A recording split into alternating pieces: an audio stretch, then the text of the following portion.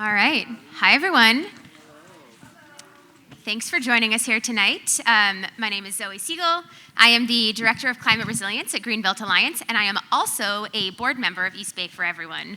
And I'm thrilled to welcome all of you here to our Senate District 7 Urbanist Forum. It looks like many of you have found the snacks and drinks, but please feel free to help yourself throughout the event. And make sure to get whatever you need. There's restrooms just through those hallways, and take as many snacks as you possibly can. But before we get going, I would like to acknowledge all the folks that made this happen. First, thanks to all of you who made it out this evening. We really appreciate your attention to these issues and really taking time to engage with the candidates for Senate District 7. I also would like to thank the co-hosts, a few of the premier advocacy organizations in the region, East Bay for Everyone, East Bay YIMBY, Housing Action Coalition, and Greenbelt Alliance. And then I'd also like to give a special thanks to Preservation Park for hosting us here at Nile Hall. And what a cool space and venue and history that this place has. And we wouldn't be holding this event if not for the candidates. We recognize the commitment that you all have made to come to our numerous happy hours and this forum, so we really appreciate it, and appreciate that you've all thrown your hat in the ring for this state Senate seat. So with that, I'd like to turn it over to our moderator. Some of you may already know him, my esteemed colleague, Victor Flores, also of Greenbelt Alliance, to lay out this forum's format and get us started.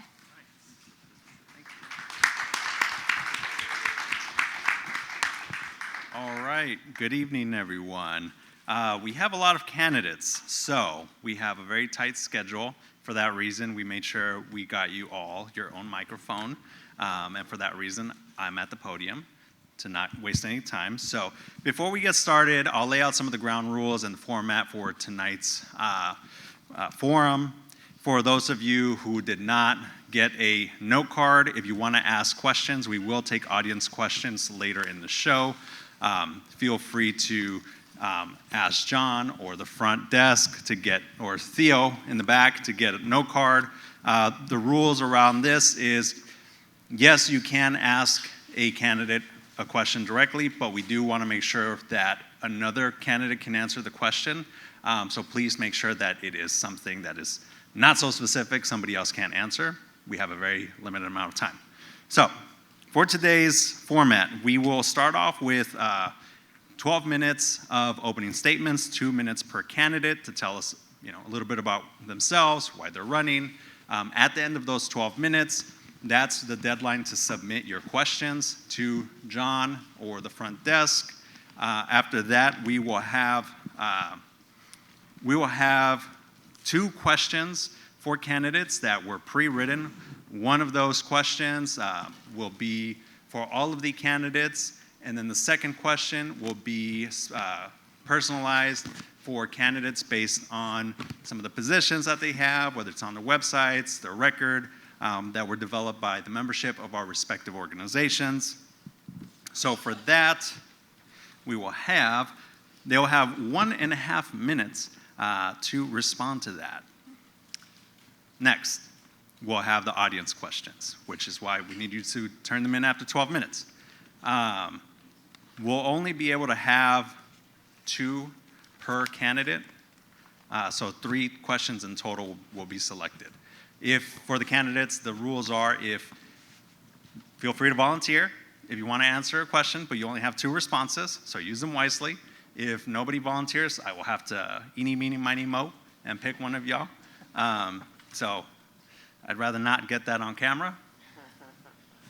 Finally, we'll finish off, if we have enough time, with some rapid fire questions. You'll have 10 seconds to respond. We try to make them easy to answer within 10 minutes, and then we'll allow 1 minute of closing for closing statements.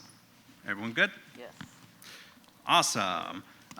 So with that said, why don't we kick it off? Mr. Falcon, opening statements.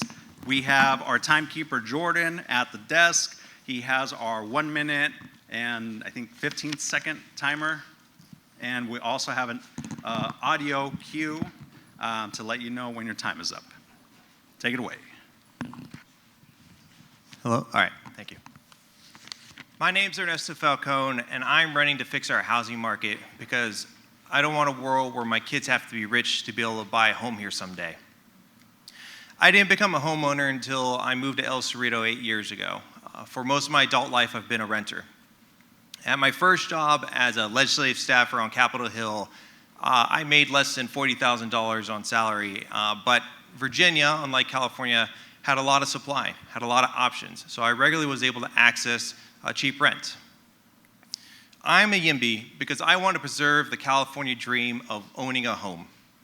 My immigrant parents were able to do that when they came here decades ago. I was able to do it 8 years ago. But absent changing our infrastructure policies and some changes to our environmental laws, my children and the next generation of Californians will not have access to that dream. As the senior legislative counsel at the Electronic Frontier Foundation, I developed very deep expertise on infrastructure policy and how markets function. I shaped and designed our state's $7 billion broadband infrastructure law to lower costs, get everyone connected, and make free access for low-income people a reality. So I say with great confidence, from my experience and my knowledge, that we can fix this. We can fix our housing problems. If you send me to Sacramento, you'll have more than just a yes vote. You'll have someone who will take the ideas of this movement, convert them into legislation, navigate the Sacramento process, and get those into law. Because that's what I've been doing for a living for many years now. I will take on CEQA to fully disarm the NIMBYs. I will help renters by putting money in their pockets. And I will preempt any efforts that prevent housing construction in this state. I will do these things because we're not going to be able to regulate our way out of this housing crisis. We're not going to be able to spend our way out of the housing crisis. The solution is to build. Thank you. Thank you. Mayor? Well, good evening. Thank you to all the organizations for sponsoring tonight's forum.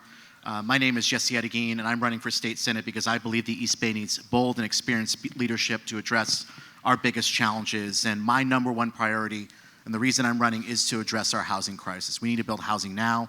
We need to protect our neighbors from displacement, and we need to address the climate emergency with bold leadership. I'm the current mayor of Berkeley. I've served in that position for nearly 7 years.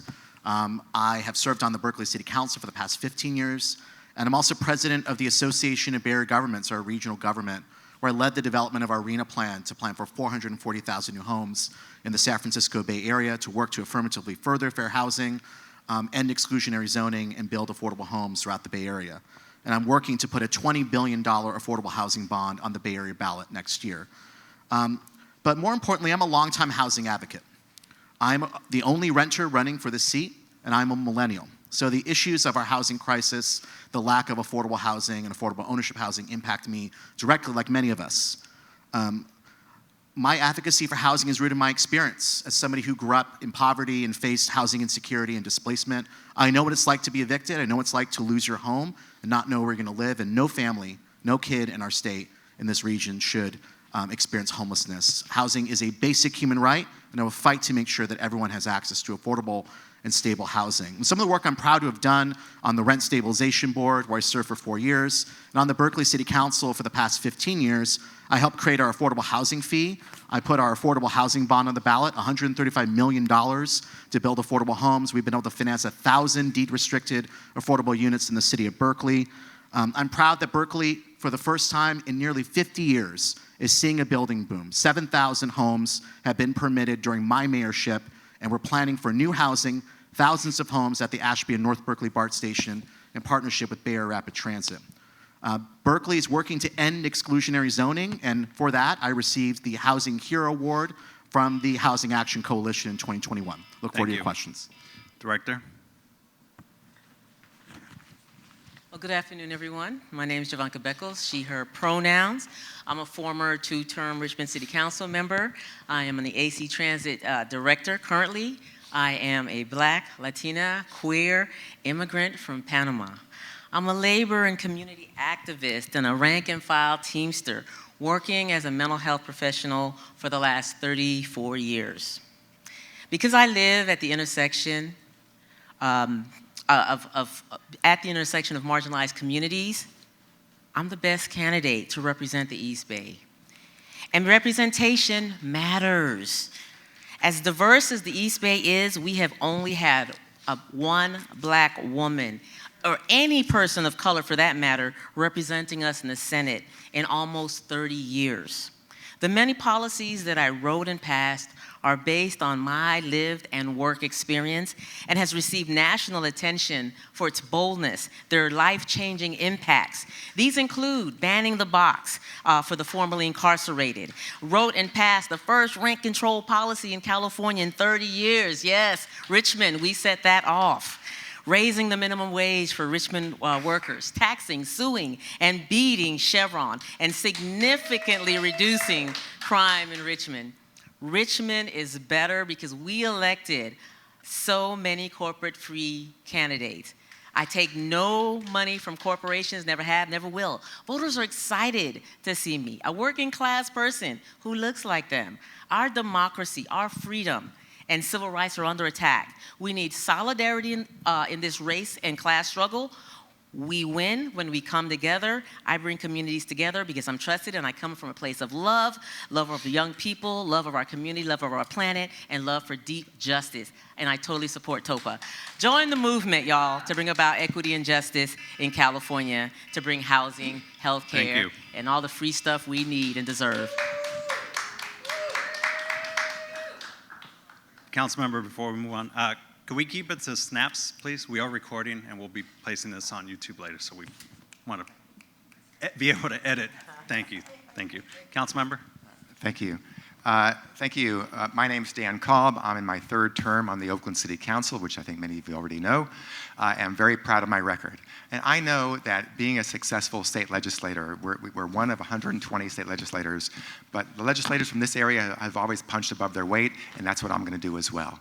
And I know that being an effective state legislator, it's not about sending out lots of press releases or making fancy speeches. Those are all fine and dandy, but the real work is the tedious, often behind the scenes, intricate work on complex policy matters and getting into the weeds. That's the kind of work that I'm very good at. If you look at my record as a city council member and my range of legislation that I've written and engaged in, not just said I like this and voted for it, but actually helped to write it and get involved in the details. If you look at my record before I was a city council member, my work with the Union of Concerned Scientists, working on climate issues, or other work I've done even before that on a range of policy issues at the state level, I've experienced more than 10 years of experience writing state legislation, doing the whole soup to nuts process of what it means to be a state legislator. Done that for a long time. I'm well prepared to be a very effective city council member for everybody here and for the entire East Bay district. On housing issues, I'm very proud of the fact that EBHO, East Bay Housing Organizations, acknowledged me as one of their affordable housing champions a few years ago. I think I've earned it. In fact, the first law I passed in Oakland was to add literally tens of millions of dollars into our affordable housing trust fund because of a law that I passed within the first 6 months of me becoming a city council member. I've been a leader when it comes to anti-displacement issues, anti-displacement laws to protect renters. And again, not just a good vote. Anybody here is going to be a good vote on all the good things that we all care about up in Sacramento, more or less. Who's going to be a leader on this issue and who has on these issues and who has shown themselves to be able to be a leader on more housing, more affordable housing? That's why former State Senator Jim Bell endorsed me because of my record on affordable housing and his priority for that. Thank you so much. Looking forward to answering questions. Thank you. Kathryn? Hi, everyone. I'm Kathryn Lybarger, she, they. First, congratulations to all who've worked on SB 4 and other legislation that's seen success this term to create more housing in California.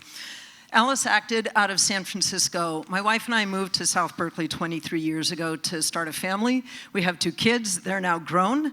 I've done hard physical work my whole life. I'm a gardener by profession. I now lead a union of over 32,000 people, predominantly women of color, who clean dorm rooms, work in emergency rooms and hospitals, commute an hour or more each way to work. Sometimes they sleep in their cars between shifts. All of this is to say it keeps me grounded in what's practical. So I'm going to share an idea with y'all. Our state is facing a massive housing shortage, and unaffordable housing specifically is a pressing and urgent crisis facing my coworkers and their families in this district and across California. This shortage is not incidental, but it's the result of influences from business enterprises like the University of California, one of the richest and largest land-owning institutions in the state. What they do has broad implications for our housing crisis and for economic mobility. I'm about to negotiate housing for my union with the university. We think UC should offer everyone, including the custodians, the same affordable housing options that they give their faculty and executives. If they don't, then that's about as NIMBY as it gets, don't you think? What they do really matters. We think that they should develop their land for housing and not more private commerce.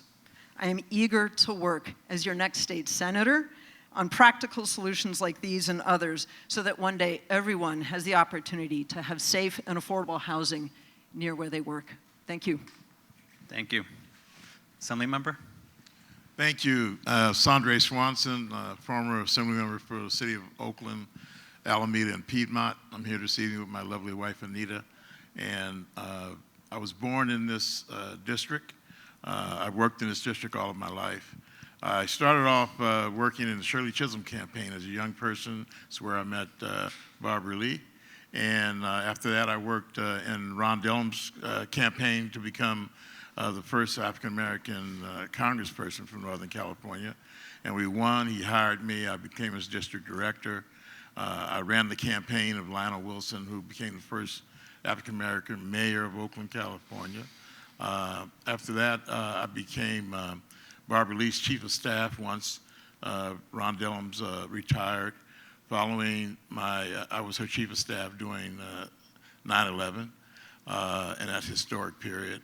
I became a member of the Assembly and I led the Assembly in legislation dealing with human trafficking because Oakland was the epicenter of human trafficking, and I was out there saving rescuing our 12 and 14-year-old youngsters, and I was chair of the Labor Committee, and now I'm running because I am very concerned about this crime wave, and I want it to stop.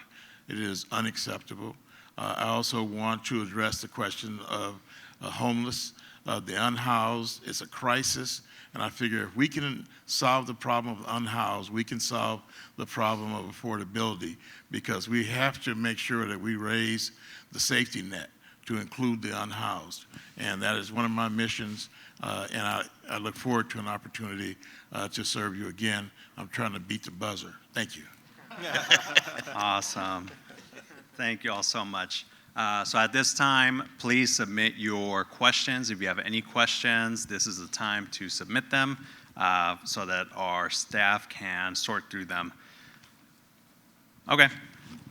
So with that, we'll move on to the main questions from our members. These will be 90-second responses. Actually, this is a two-part question. In the first part, you only have to raise your hand. Do you consider yourself a YIMBY? Okay, thank you. Next, we'll start off with our former Assembly member, Swanson. What do you think is the most important solution for our housing shortage? Well, when I was in the State Assembly, I had a big argument around keeping redevelopment monies. I argued with the governor, I argued with my colleagues. I told them at the time that if we eliminate this fund, then you hurt Oakland, because I served as deputy mayor in the city of Oakland. We used funds in Oakland for rent assistance. We used them to house the homeless. We used it for first-time homeowners. And so I fought to try to keep that money. We were promised at that time that those funds would be returned. They have not been returned. And I think I want to go to the state legislature, make them keep their promise, return those funds so that we can bring humanitarian solutions to the problems of the unhoused. I think it is a crisis, a humanitarian crisis that we all have to address, and that's part of my mission. Thank you. Thank you. And the second question specifically? What do you think is the most important solution for our housing shortage? Got it. I am really interested and very supportive of social housing. And I know that we have a few social housing bills that have been moving. I think they hold a lot of promise because they address a few things. One is we've got to have affordability. But it also, and so it includes a mechanism for creating affordability. I think, though, instead of keeping all sort of low-income families off over here and wealthier families over here, we're talking about actually integrating our neighborhoods when it comes to wealth, and I think that's really important. The other is social housing uses mechanisms to bring down the costs of building. It relies on definitely public investment, but also the use of public lands. And so certainly as someone who's head of a union at a major public institution, I'm really invested in seeing how we can use our public lands to build more housing for everybody and in the places where we work. Thank you. Councilmember? Thank you. Member Swanson may have stole my thunder a little bit, but my answer to that question has been the same answer I've given for quite a while now, is to bring back a modified form of redevelopment focused on below-market housing. In fact, former State Senator Jim Bell did that a few years ago, but that was vetoed.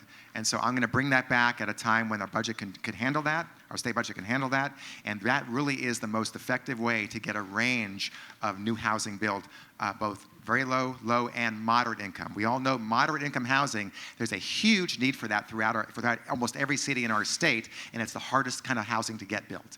And so redevelopment can help make that happen. So bringing back redevelopment that's focused on affordable housing in a modified form is my top priority as far as housing is concerned, but there's a lot we have to do to protect renters from displacement and being pushed out from where they already live. I've been a leader when it comes to protecting renters locally and statewide, and I will continue to be a leader as a state senator representing everybody here and the entire East Bay. Thank you. Thank you. Director? Well, it's really important for us to be able to build more affordable housing. That's first and foremost. But so how does that happen? Well, cities, I think what we can do is we can actually have regional funding mechanisms so that cities collaborate easier. I think I'm a big proponent of social housing as well.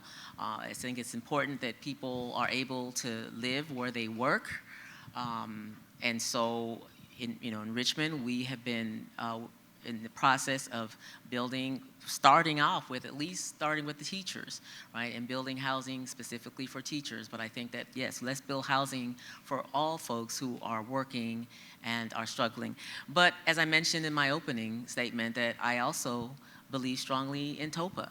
And so there was a big landlord celebration, can you believe that? Celebrating the opportunity to start to evict people again in Berkeley. And so shout out to all the folks who were there to shame them for celebrating the opportunity to evict people. But that's also a solution because things are changed now and they have the opportunity, that the tenants who live in these homes, these housing, these rental units should have the first opportunity to purchase that building. Thank you. Mayor? Well, I agree with Ms. Beckles that it is shameful that people would celebrate the right to evict people. People have gone through enormous pain and suffering. We have hundreds of families who are facing eviction now. I'm proud to author our eviction moratorium in Berkeley, the last eviction moratorium in effect in California. But we have a lot of work to do to make sure that we can keep people housed and to expand the supply of affordable housing. But your question was on housing supply. And my answer is the same for affordable housing as it is for market rate housing, which is we need to continue the work the state has done the past 7 years to remove regulatory barriers to build homes. And all the work that's been done from SB 35 to Senate Bill 330 has had an enormous impact, not just to get affordable housing built, but also to get market rate housing built. And yes, we need to build housing for people at all income levels. And it does have a filtering effect. It does make housing more affordable ultimately if we increase supply. Supply and demand does work. So I want to be a champion like Scott Wiener and Nancy Skinner and Buffy Wicks and work in partnership with them to continue the bold leadership the state has provided to streamline production, to not just build ADUs, but build market rate housing in our neighborhoods, to build affordable housing, to overcome opposition and NIMBYism and obstructionism that has prevented the needed housing we need in the Bay Area. We need 2.5 million homes in the state of California over the next 7 years just to address the existing need, let alone future need. and I'm going to be a housing Thank you. champion in Sacramento. Mr. Falcon? So I do believe we have a demand and supply dynamic here where there is scarcity, and it's artificial scarcity, and scarcity that is created by a number of barriers. And the first thing I think we have to do, let's take the big picture here. A third of the legislature is going to change over in this election. Who you send to Sacramento and what they are telling you they will do is consequential. And as we've seen from the work of people like Assemblymember Buffy Wicks and Scott Wiener, one person can make a huge difference. And that's why I laid out on the front end here that we have to tackle CEQA. We have to tackle the fact that 80%, nearly 80% of individualized lawsuits right now are filed by people who have no connection with the environmental movement, no connection with anything in the environment. These are NIMBYs, people who object to affordable housing, people who object to all of the grand ideas we are listing out here. So long as we allow them to raise costs on every project, stall them, make it cost hundreds of thousands of dollars, or in the case of UC Berkeley, chase the developer out of town completely from building student housing, we will be talking about ideas and not action. If we want a housing boom in this state, and I think the demand is overwhelmingly there, we have to disarm the means of blocking construction of houses in this state, and that starts with CEQA. And I'm not saying we get rid of the environmental law in entirety, I'm just saying we gotta address the means that people who are exerting economic interest and personal interest of blocking housing do not have access to the courts in the way they do. Thank you. Thank you. All right. Now to the personalized questions. And again, these were developed by our members based on the informal happy hours, based on your websites and talking points. So we'll start off with Mr. Falcon. So your website's climate change section encourages distributed working or working from home to reduce greenhouse gas emissions and converting vacant office buildings into housing. Cities rely not just on office property taxes, but also sales tax revenue from office workers. The initial studies indicate that the office to home conversion will be cost prohibitive in most cases. Transit agencies also rely on transit riders commuting to and from work. How could you bridge the funding gap for cities, transit agencies, and some of these conversion projects? So I'll answer the second part first and then the first part on transit. We're going to have to move away from the old world mentality of how things used to work. We will never get a world where people all jam in the train that commute down to San Francisco anymore. I used to be one of those commuters. My office was in San Francisco. We have a knowledge economy that's a very large part of our economic ecosystem. People are eager to work from home. Their quality of life is improved. I actually disagree greatly with employers who are demanding that workers show up 3 times a week simply because they want to see them there when they're just as productive at home and their life is better. So we're going to have to invest more public dollars and more means of revenues into our public transit infrastructure and decouple transit fares as the sole means of paying for it, because it's just that world is gone. And so we have to move on and move forward with that. On the conversion of commercial properties, again, that is going to require public money. I mean, the fact of the matter is we are going to have to invest these dollars in order to catch up on supply. We have, as Jesse mentioned, more than 1 million homes to catch up on. That requires us to spend in as many ways and on many options as we have. Those commercial properties are sitting vacant. We should figure out how to make them apartment buildings and other opportunities for renters to have more options, because adding more competition is going to lower rents, give people more options, and let you be subject to the whims of ever-increasing rent prices. Thank you. Mayor, this is kind of a 2-part question. The Ashby-BART station development appears to be stalled. Do you think the state legislature should take a stronger hand in moving projects like the Ashby-BART station forward?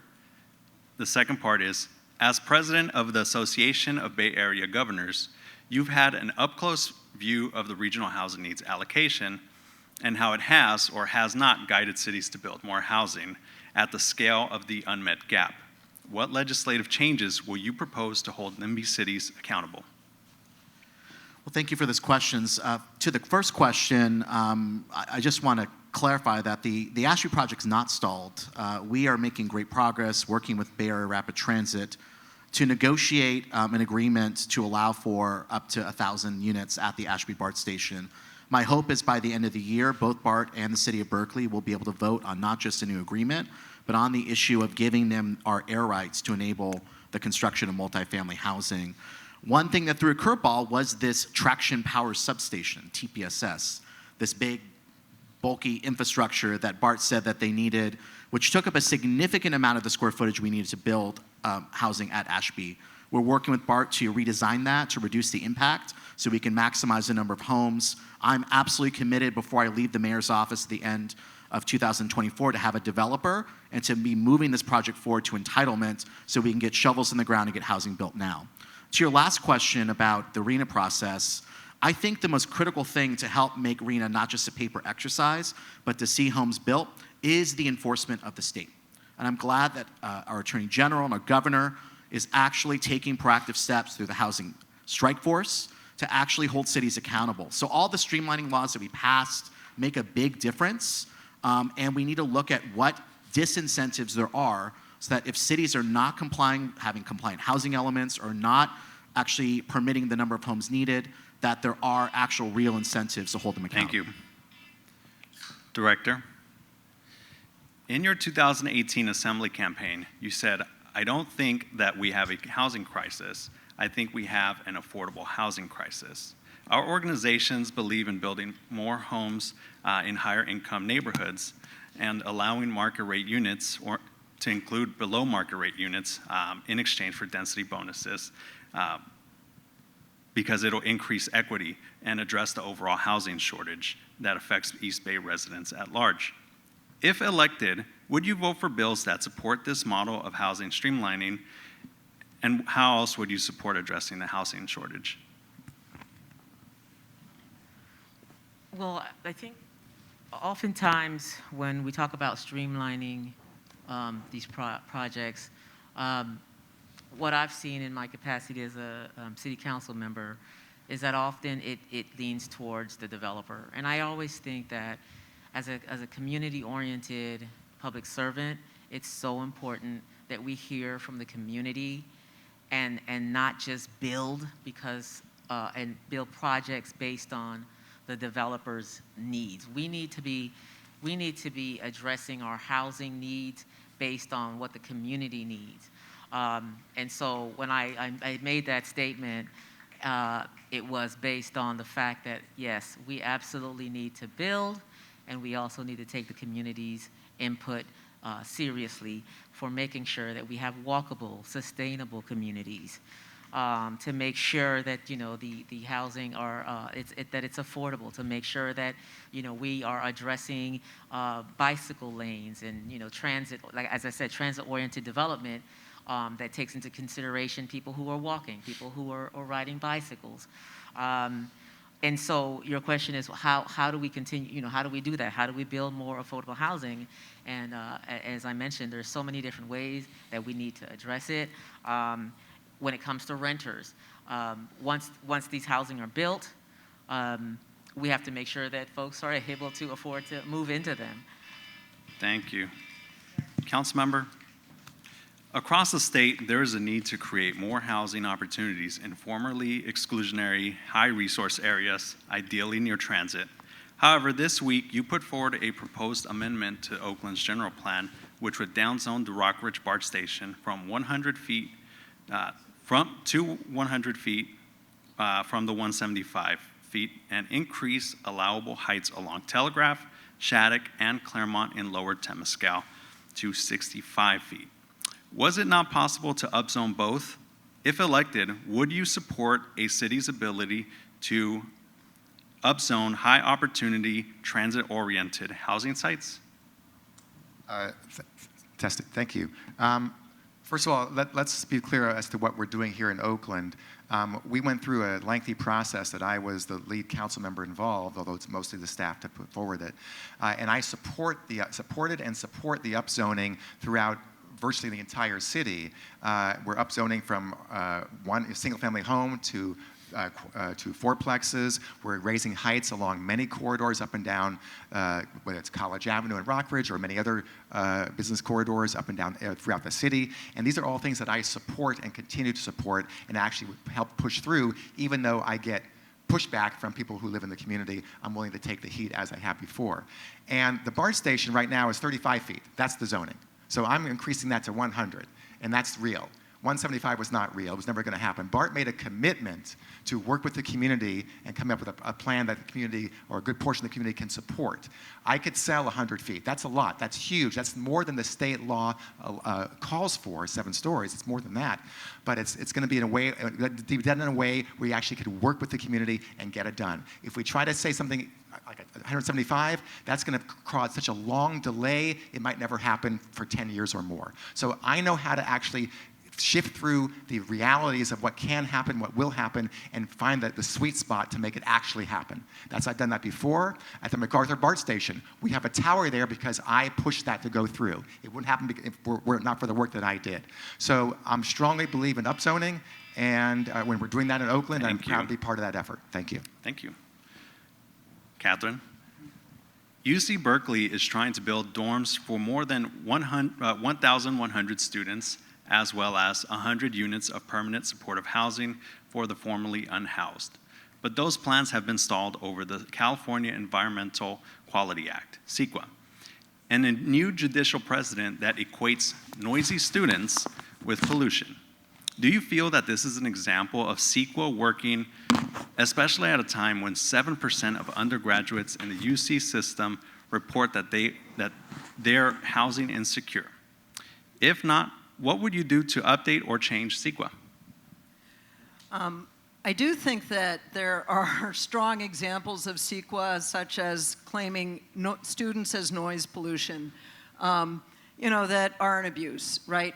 I think, though, that if we linger on that as an example, we're missing the bigger picture. I think there were bigger problems, honestly, when, part of it is, there's so much to say, part of it is that actually the university, in their long-range planning, they admitted that they still left 2,000 people unhoused in Berkeley as a result of their planning. Now that is worth protesting, right? So I also know that CEQA's got to be maintained to address actually the real environmental concerns that communities that are caught up in those environmental problems need to be able to have some recourse to. So we have to preserve CEQA in order for people and communities to be able to defend themselves and the environment. I think the way we reform CEQA, though, is that one possibility is we actually broaden the number of judges who are able to handle all the CEQA lawsuits so that they get a fair and very quick hearing. That way we are not irresponsibly lopping off people who have and are using CEQA for very good purpose, and we can quickly go through those who are using it superficially just to hold up the affordable housing that we desperately need. Thank you. Assembly member. As an assembly member, you fought against the removal of redevelopment, which helped jurisdictions create affordable housing, but had also been misused in cases for non-housing purposes. Rather than relying solely on tax increment financing, would you support social housing built by a state agency or proposed by Assemblymember Alex Lee and East Bay for Everyone? Or do you think a restoration of some form of redevelopment will solve our affordable housing funding gap? Well, yes, I would be supportive, but I really would like for the state to make good on their promise. When I was on the assembly floor and we were about to vote on this bill to eliminate redevelopment, Sergeant of Arms came over to me and said, "Assemblymember, the governor would like to see you." And I said, "I'm getting ready to vote on this bill." And he said, "Well, that's what the governor wants to see you about." So I went into the governor's office and said, "Mr. Governor, when you were the mayor of Oakland, you used redevelopment monies. And so why do you want to eliminate them?" And he says, "Well, I just think that we shouldn't use the monies to build golf courses." And I said, "Well, just eliminate that. But don't take that money away from Oakland and Richmond and Berkeley, because we use that money, to help people with first-time homeowner down payments, to house the homeless. We use that money to help lift the unhoused." And he says, "Well, you should vote for my bill. I could do a lot for you." And I said, "Well, I'm not voting for your bill, and that's just the way it is." And trust me, he didn't do anything for me after that. Victor? Thank you. Victor? Victor? Hi. The way you presented the question was either or, either a modified form of redevelopment for housing or social housing. You could do both, as we should. Awesome, thanks. Thank you all. Now we are going to move on to our audience questions. These questions will, again, you can volunteer to answer them, or I'll pick if nobody wants to volunteer, and this will be 1-minute responses.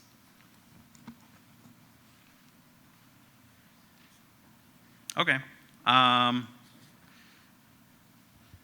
With Project Home Key funds being exhausted, how would you find funding to create transitional housing and also funds to improve services? I can kick things off. Pardon me.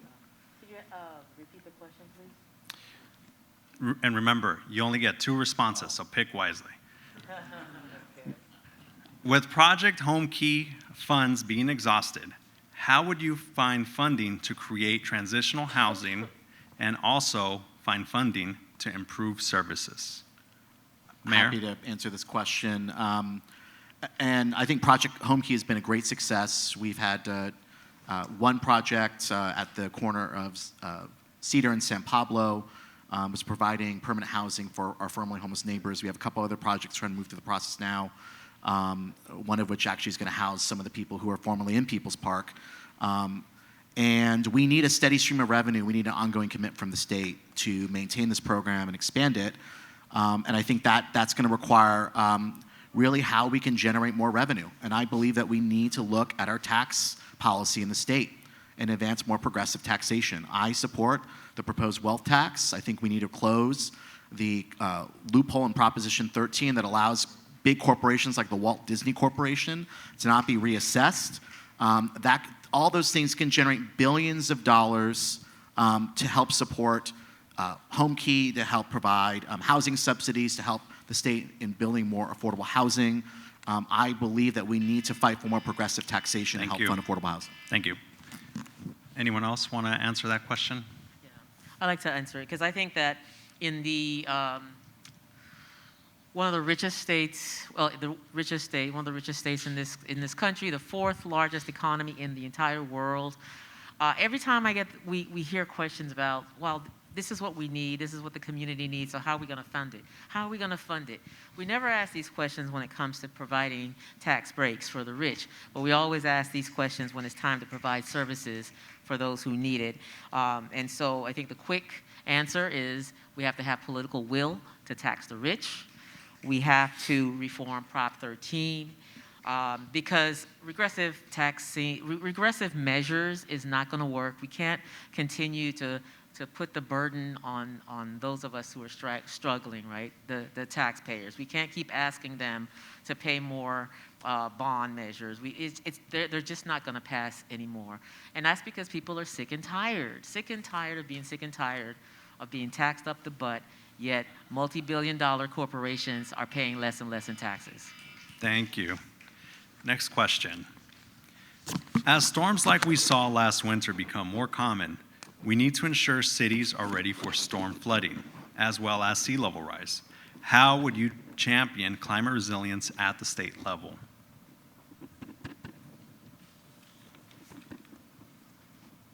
I'll start that. First, I want to acknowledge Greenbelt Alliance for their climate resilience handbook that they published not too long ago. It's a tremendous guide for local jurisdictions, local and regional jurisdictions throughout the state. And in fact, I took many parts of that and at their urging and got our planning department to actually incorporate those goals and those requirements in much of what our general plan updates are going to include. So thank you for Greenbelt Alliance for the great work you've done, and I've always been a strong supporter of Greenbelt Alliance for many, many decades, actually, even before it was called Greenbelt Alliance. So at the state level, obviously, climate mitigation, we need to reduce our emissions so we can avoid the worst impacts of climate change, and that's my background. I used to work for the Union of Concerned Scientists. I was a leader on climate policy for decades in California, and then climate adaptation, making sure that even though we want to reduce emissions, we have to make sure our communities have the resources they need to make sure they can adapt to the eventual impacts that we can't stop from happening. It's too late to stop happening. So I'm focused on climate mitigation and adaptation. I've worked on those issues, and I'll be a leader on those when I get to Sacramento. Thank you. Thank you. I mean, I'll echo actually the council members' comments. I think that, you know, they're on point. I think there's another, and I would add to it that there are, you know, community-based organizations like APEN who are doing a lot of work, and, you know, others, SEHA and CBE, who are doing a lot of work actually to protect our environment and are looking ahead when we look at the intersection of climate and housing. So when we've got organizations saying, look, if we're going to build along the coast, we've got to really pay attention to what that means in terms of who is going to be living along the coast. We've talked a lot about it in terms of equity, right? There's some wonderful, fancy, big homes along the coast. Who gets to live there? The rich people. But we also have brownfields, right? That, you know, contain toxins that'll be scary as sea level rises. So I'd say listen to the voices of the communities, of those in environmental justice communities who are most impacted. They live with it, they've studied it, and they've got solutions to make sure people are not living in the flood zones in dangerous places. Thank you. All right, next question. What are some possible avenues which the state can use to better finance and promote economic democracy in housing?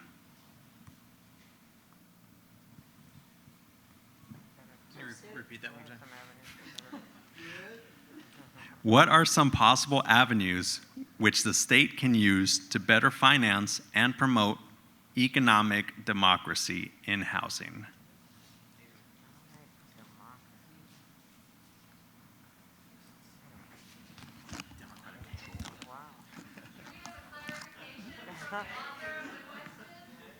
Does the author want to offer a clarification?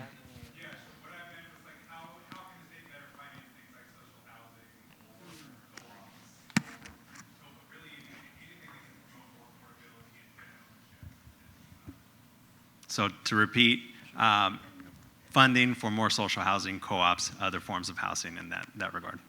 So I can kick off. So the state has enormous power to enable many of these financial vehicles by simply just providing the lump sum of money if it gets it off the ground, much like a foundation or other granting entity. We did that in the broadband bill I helped write. There's a program called the Loan Loss Reserve Fund. It's the only fund in the country that allows municipalities, school districts, nonprofits, and anyone except corporations to access a very generous long-term low-interest program to build their own solution at home. We could do the same for housing in the sense that there's clearly demand, there's clearly a need, and if we can eliminate the barriers that raise costs or prevent construction in the first place, allowing very favorable financial interest terms or even zero interest in certain instances, particularly for low-income housing, could enable the nonprofit or public sector to do an enormous amount of good in this space. So I think really it just comes down to the state should just set aside a large sum of money that enables those loans to come out, and as they're being paid back, to continue to kind of leverage that opportunity. Thank you. Does anyone else want to take that question?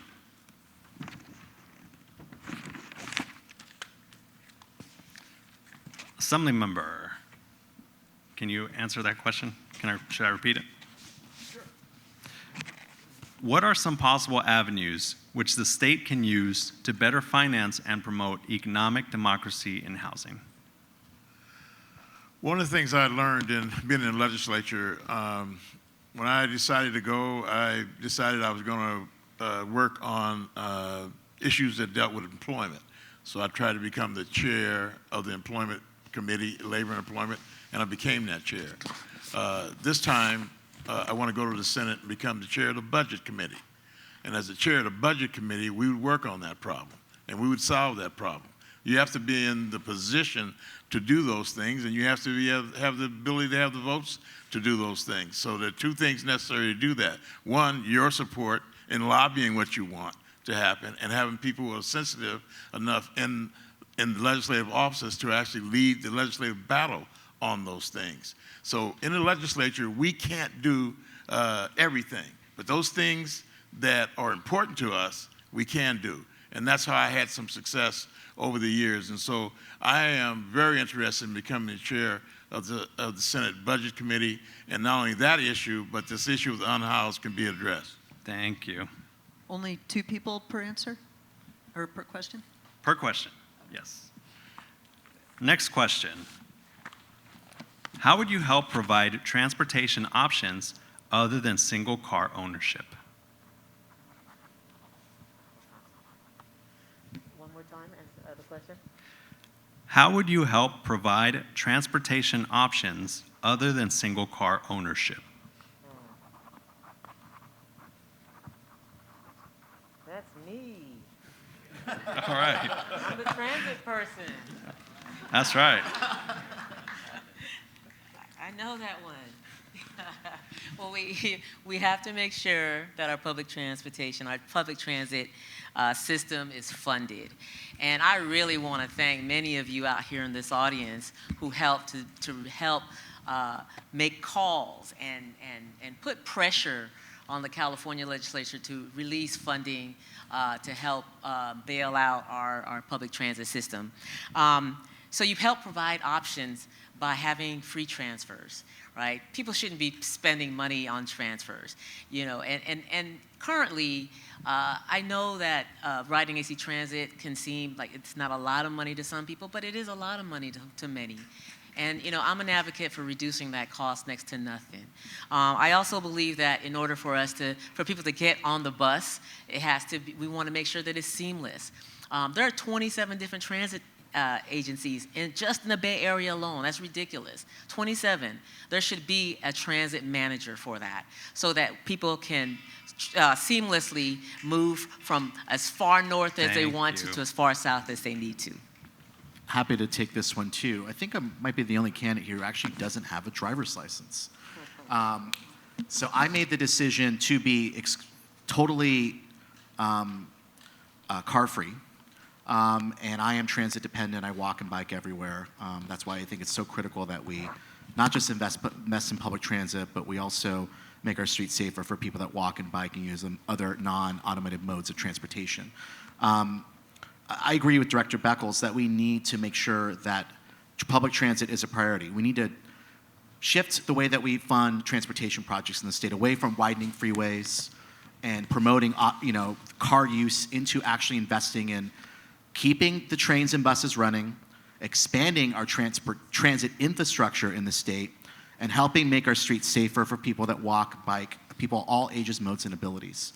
That's what I want to fight for in the legislature. It is critical also to addressing our climate emergency. If we're actually going to get off gas and try to reduce greenhouse gas emissions, we really need to prioritize carbon-free transportation, and that's what I'll fight for. Thank you. All right. Next question. Can you describe your experience creating / advocating for affordable housing? Yes, I'm leading up a union at the University of California, as I talked about earlier, for whom 70% of our members cannot afford a one-bedroom apartment near where they work. For the service workers, people who clean rooms, cut grass like I have, that figure jumps to 95%. So it is it's a pressing issue for us, and so what we're doing is actually fighting for it in our contract. We are, as I said before, insisting that UC should extend their housing assistance program to everybody at UC, the same one that they extend to the faculty and staff. We're also fighting for UC to divest $7.1 billion out of Blackstone, the globe's largest corporation, and invest that instead in housing that they can build on their public land. Thank you. You said Yeah. only twice. I was going to take this one. That, Yeah, I've only done once. Yeah. yes. So on affordable housing, Well, like I think I said earlier, the first law I passed in Oakland, one of many laws I passed, it had the result of is having the result of setting aside tens of millions of dollars that would otherwise not be around. Now is in our Affordable Housing Trust Fund and is still coming in 4 or 5 million every year, and that's helping build more affordable housing. During our homeless crisis and even before that, I was a leader in repurposing existing buildings, motels, an old dormitory for homeless housing and long-term affordable housing for very low income and extremely low income people. I've been a leader on affordable housing in Oakland, and I've been a leader on pushing affordable housing policies at the state level. I'm on the board of the League of California Cities, and I'm one of a growing number of people on that board that have been pushing them to be more enlightened, more pro-housing, more favorable towards housing policies, and less focused on local control as a religion, which it is not. I've been a strong supporter of affordable housing. EBHO gave me one of their Affordable Housing Champion Awards in 2020, and I will continue to be a leader on affordable housing and renter protections when I'm in Sacramento. Thank you. All right, last question for the Assembly Member and Mr. Falcon. How would you coordinate resources and services for refugees, immigrants, and especially the undocumented youth?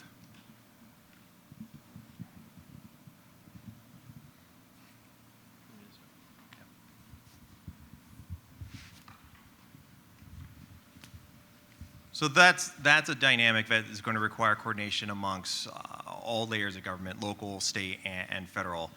I think the most direct way you start in that type of effort is as a task force. You need a means of convening the relevant parties that are involved in addressing those needs. I think the debate we have now just about housing in general is central to that, because even though we are providing refuge and support for many of the people who are coming to our communities in seeking of that, whether it's an asylum service or immigrating here to escape persecution at home, we have to be able to provide them an affordable means to live here. We have to be able to provide them a means of prospering here. So that involves the relevant housing authorities. It also involves figuring out how to increase state funding to provide them the resources to be able to make a living when they come here.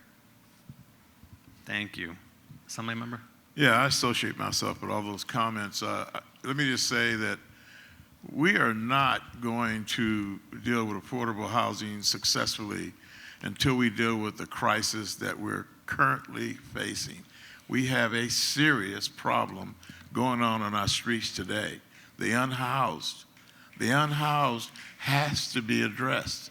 I mean, this is something that I've never seen before. I was born in Oakland, California. I grew up on these streets. If we just go out outside, it is unacceptable. So I am making a commitment to go to the Senate to deal with this question and make sure that the unhoused can be housed. We have to raise the safety net to make sure it includes the unhoused. I believe everyone has a right to have housing. If you work, you ought to be able to afford housing. And so we just have to make that point and make sure that our legislators are fighting for that mission. And I promise to do that. Thank you. Thank you. That concludes our portion on audience questions. Now we'll move on to the quickfire section. Remember, these are 10-second responses, so yes, no, if you can try to fit in a sentence, good for you. These were also developed by our members. So, are you all ready? 3. All right, Councilmember, let's start off with you. We'll go to Assemblymember Swanson and then Ernesto. Okay, this is our Oprah moment, right? What's under our Do you believe that building more market rate housing increases affordability for everyone? It can't. Oh, sorry. It can, depending on what community you're in. The impact of doing that will vary from city to city. So yes, sometimes it can, sometimes maybe less so. Yes, but the state has to be a partner in building so that housing can actually be affordable. And we're not going to solve this problem of affordability unless we build more housing, but also has to be affordable housing. Kathryn, sorry, I meant let's go that way. Yeah. Potentially, but not automatically. Put in blunter terms, if we think of it as trickle-down housing, I actually don't think that that's an economic model that works. Ernesto? Yes, it absolutely will, because that is what's happened in states that build housing at the population growth numbers today. Yes, what we have is a supply problem in the state, and that supply also includes affordable housing. The state needs to increase funding so that we can build affordable homes in our communities. No, not really. Oakland has built so many, Oakland and Berkeley has built so many market rate housing, and people are still on house. So that's not the solution. All right, and we'll do it the reverse, starting with Director Beckles, this way, Swanson, this way. This year, the state preempted any local off-street parking requirements within 1/2 mile of a BART station or other high-quality transit stops, with parking costs adding approximately $50,000 per space and incentivizing more car use. Would you support going further, reducing or eliminating requirements within a 1-mile radius of any transit stop? I think if I understand the question right, that would be a yes, because would you repeat it? I'm that kid in school, like I was the last one out of the room because I had to read questions over at least 3 or 4 times. So that's who I am. So please repeat it. No worries. So this year, the state preempted any local off-street parking requirements within 1/2 mile of BART or any high-quality transit stop with its high cost and it incentivizing more car use. Would you go further in supporting the reduction or elimination of parking requirements near high transit stops? We need to reduce more parking because we want to get people out of their cars. So if I think that's the question, then yes, we need to reduce parking. And by the way, I got A's on those tests, even though I was the last one out of the room. I think we should eliminate parking requirements in transit-rich areas. The cost of building a parking space means that's an apartment we can't build. That drives up the cost of building housing. I'm proud in Berkeley we established parking maximums. We're building housing on what was a service level parking lot at North Berkeley BART. That's the direction we have to move in, eliminating parking requirements. Ernesto? Yes, I agree. We're going to have to move away from car ownership as being kind of the sole source of moving people around. Cars are extremely expensive and getting more expensive, so more means of alternatives and promoting alternatives and building housing closer to mass transit is the solution for a great number of people who will need that as an option. Thank you. Yeah, I agree that we need more space, but I also would like to see the local communities make that decision. I think each community is capable of making that decision because there may be some other practical reasons, and I just think that's how you do it. Plus to that, I would say, I'd love to see everything all public transit. We're not there yet, and I do know that for a lot of working families, what they have is a car that they can drive to a public transit place to get to their job. So we've got to build out along with the needs of working people. Thank you. Councilmember? Building housing closer where people work will reduce vehicle miles traveled and allow this to be a successful policy. As I've said before, we need parking maximums, not parking minimums. And we've already eliminated parking requirements in downtown Oakland, and I support the law that you just referred to. And if we want to go to 3/4 of a mile, I'm willing to do that. Eventually a mile, that's good too. Yeah. Thank you. Okay, this is an example question. A proposed building is 5 stories, has 20 units of housing, directly to the west of a single-family home, 2 blocks away from a bus line. The train goes 40 miles an hour. Yeah. How fast will it take you?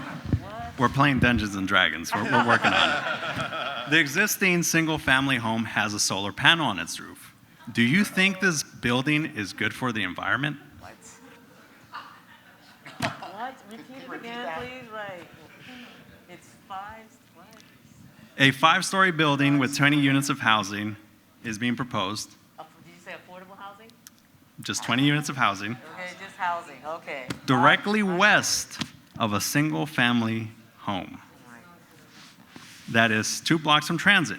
But that single-family home has a solar panel on its roof. Is this building good for... Do you think that the shadow impacts would make it a bad building? Is the new building to the south of this? It's west. West. You have experience with shadow studies, it sounds like. Falcon, down.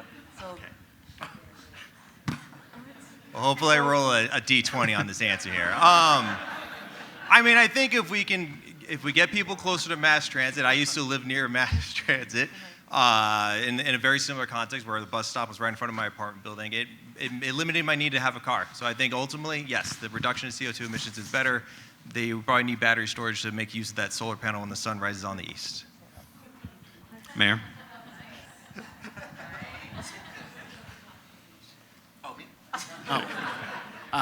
Yes, I think that project's good for the environment. I would support it. I think I just failed this question because I'm still lost. West and is the question just, can someone put it simply? Are you saying is that 5-story house going to impact the house with the solar panel?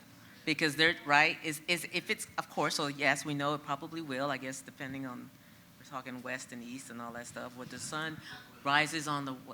So anyway, what's the simple question, man? I still don't get it. I apologize. I just know that, you know, when we're talking about neighborhoods and community and being in community, it's so important to be, you know, to really be courteous around, you know, about, you know, who you live with and next with. The question is, does it impact? If it does impact, then it's a bad thing. I don't know. I failed the question. Sorry. I don't know. No worries. Let me try to give a contextual answer to that.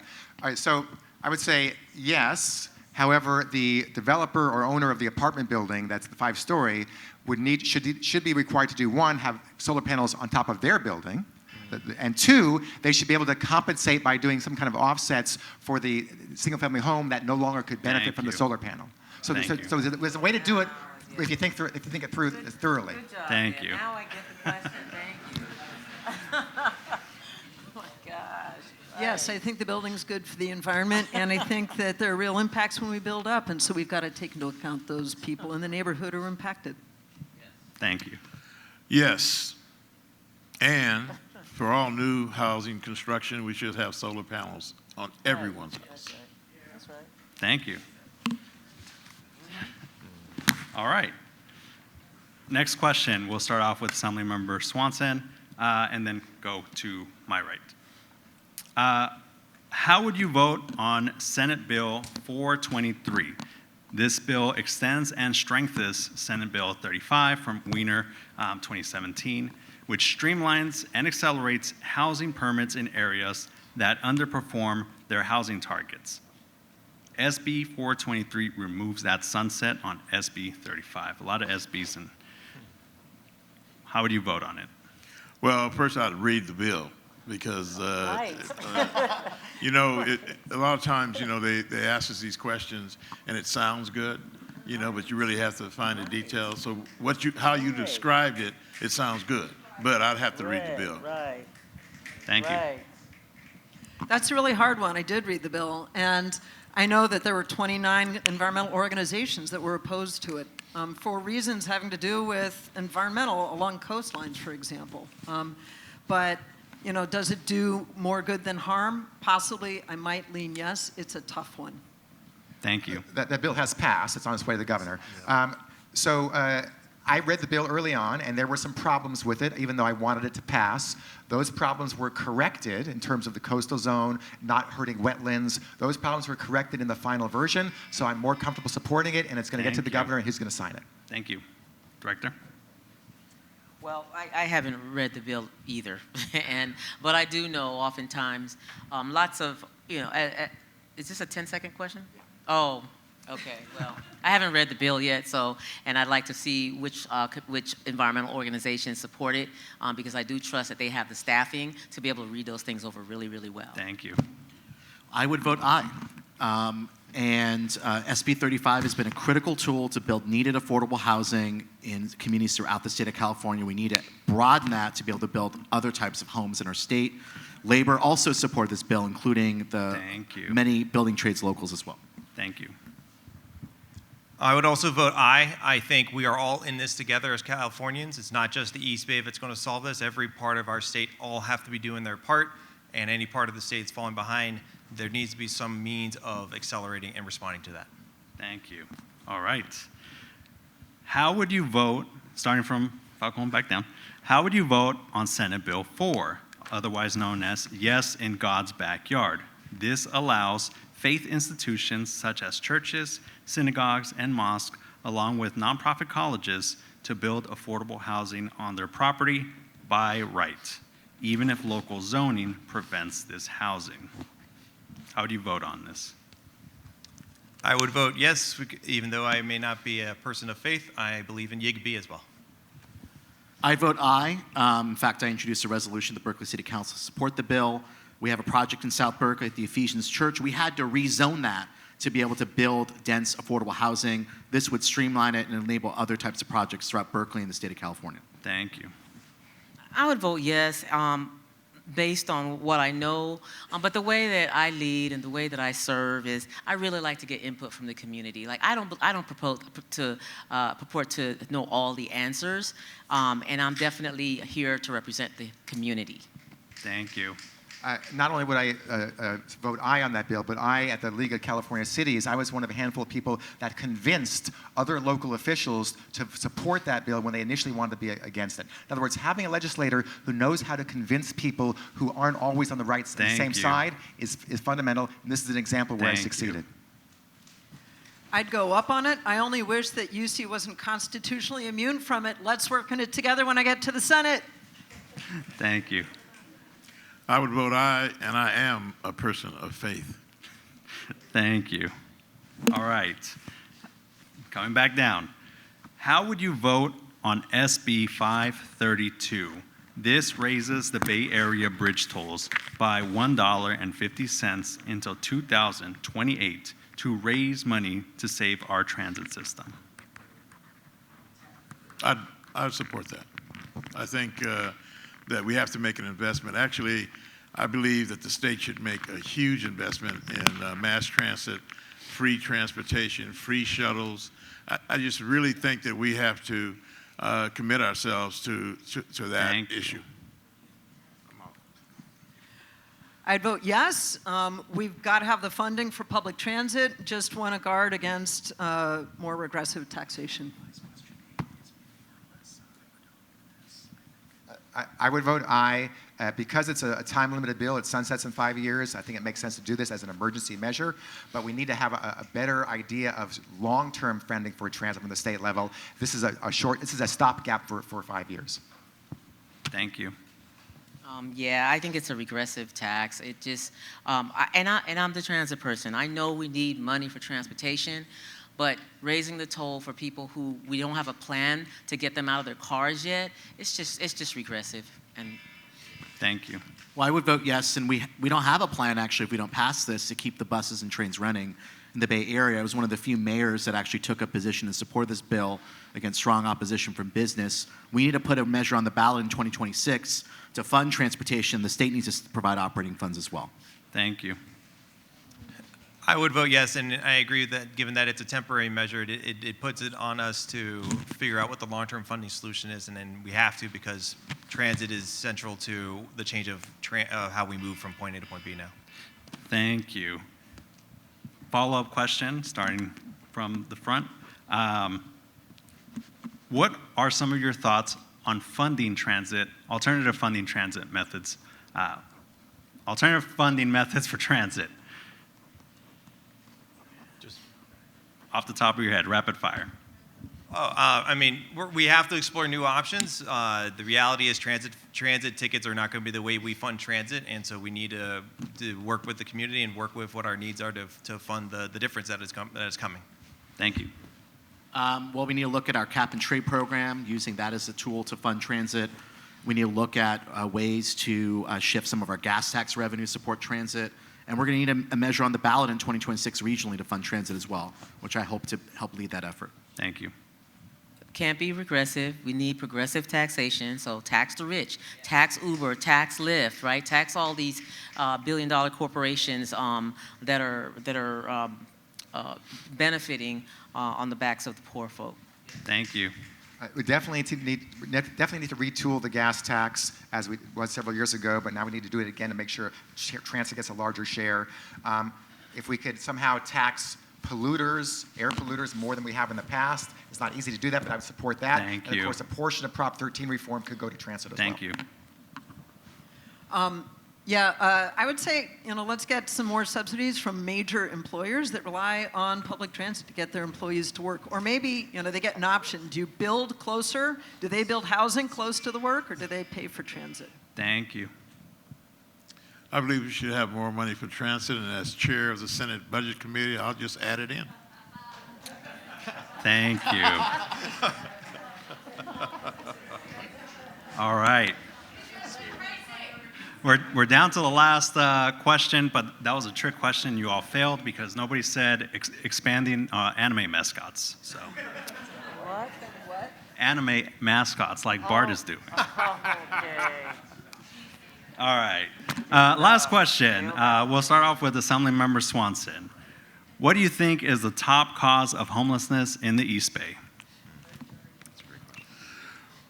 Thank you for the question.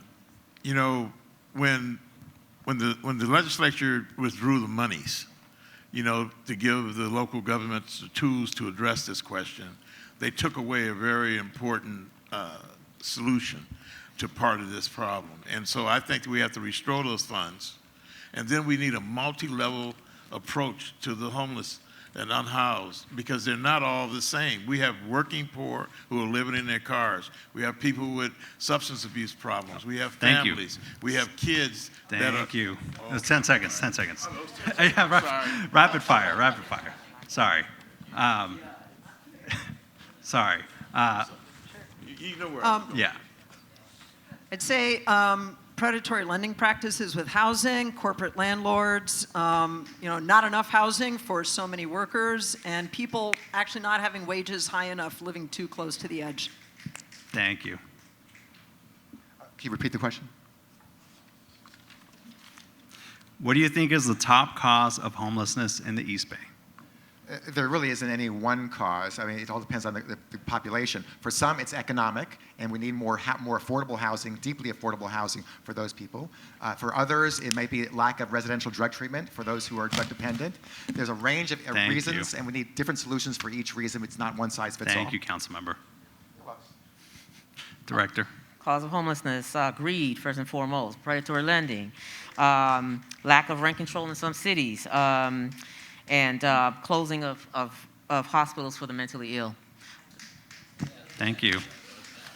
Well, homelessness is a housing problem. The lack of affordable and available housing is the root cause of homelessness. If people can be stably housed, they'll be more successful in staying stably housed and getting the services they need.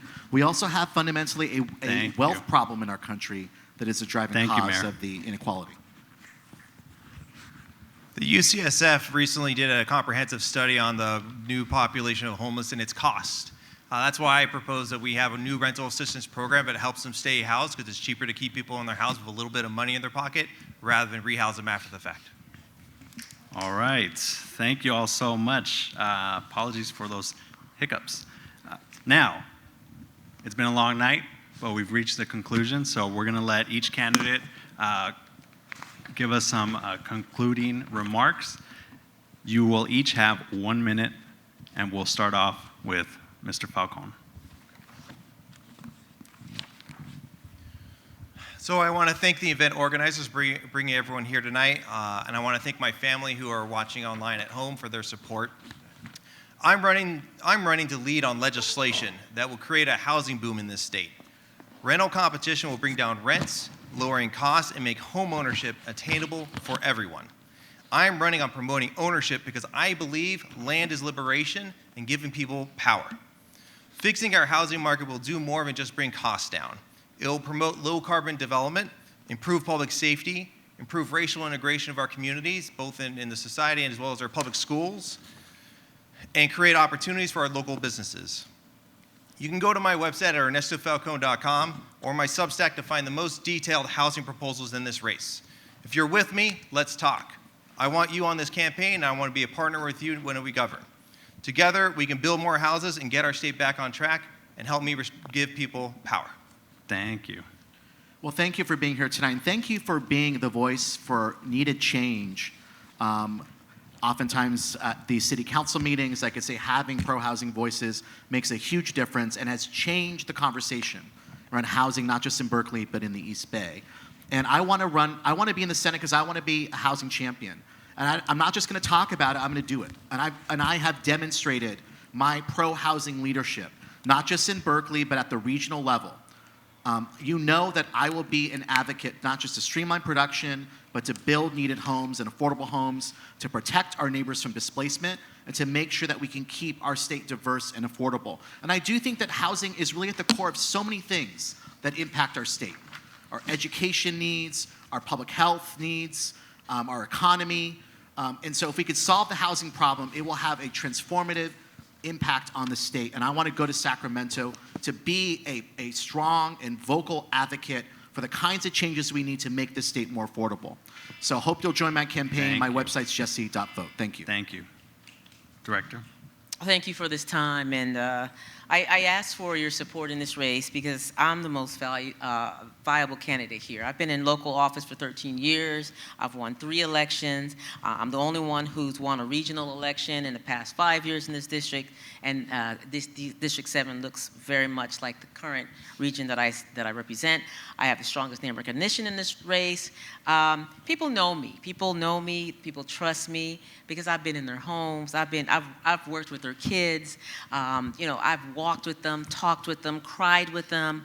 I've kept them and their children out of jail. I've increased wages, saved them from evictions. I've built more affordable houses as a city council than the other candidates in this race. I've walked in legislative halls of jails, halls of schools. I'm endorsed by Our Revolution, East Bay DSA, many unions, elected officials. I'm ready to go to work for you in Sacramento to represent and fight for you boldly and unequivocally. Thank you. Councilmember? Thank you. Housing affordability is one of my signature issues, both in my work as a city council member and in my campaign for state office. I've been a leader when it comes to getting more housing built, both affordable housing and market rate housing in Oakland, and I'm proud of that fact, and I will be a leader in Sacramento. We need people who have credibility because whoever is elected has one vote. If you can't convince others to vote a certain way, doesn't matter what positions you have. I have a history of convincing other people at the state level as to vote, even though they start out not agreeing with where I am. That's an important skill. Not everybody has that skill, and I've shown time and time again I can make that happen. When it comes to affordable housing, EBHO gave me one of their affordable housing awards. Very proud of that. When it comes to housing overall, I look at VMT reduction and look at the issue of housing through a climate lens. All right, we need to reduce VMT. And that's where most of the housing needs to happen in a place that reduces vehicle miles traveled. There are places in the state where we don't need more housing, but there are many places where you do, and we have to look at the jobs, housing, and balance, which is not very sexy, but is very important. Thank you. I'm endorsed by Mayor Shang Tao, 11 former state legislators, State Senator Kathryn Blakespeare, who's very pro-housing, and a whole bunch of other good people. Thank you. All right. Over half of gasoline super users. Those are people who burn over 1,200 gallons of gas a year compared to everyone else's 354 gallons, are people that earn less than the state median of $100,000 a year. This tracks with what we see at the University of California, where most service workers actually can't afford to live where they work. So even as the cost of housing eats up most low-wage families' incomes, so does the cost of gasoline. It's really expensive to be poor. I will be a state senator focused on ensuring economic opportunity for all by raising wages and building affordable housing. They're essential parts of making this happen. When people get to live where they work, they get to be part of the solution to climate change. They get to not sweat the bills. They get to reclaim the hours they lose with their families or anything else that gets them out of bed. I can hardly wait to get to work with you on these really practical solutions that lift us all up. Thanks for all you do. Thank you. Assembly member?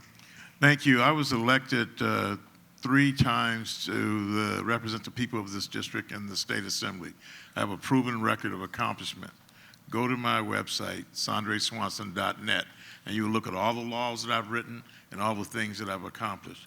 I'm going back to Sacramento to solve this crime wave that we have in our community and to house the unhoused and to deal with that problem. there are two crises that are facing us. And as someone that was born in the city of Oakland and hear people that say they can't walk on the streets at night, they're afraid to do that, and businesses closing their doors because they're afraid to be robbed. That is unacceptable. Senior citizens walking home from the grocery store and getting knocked down, unacceptable. And so we have to, as a community, come together and work with law enforcement to make sure that our community is safe and our children can play in our parks again. Thank you so much. Just want to say thank you to everybody in the audience for all the questions, for doing their research, for being here at 8 o'clock.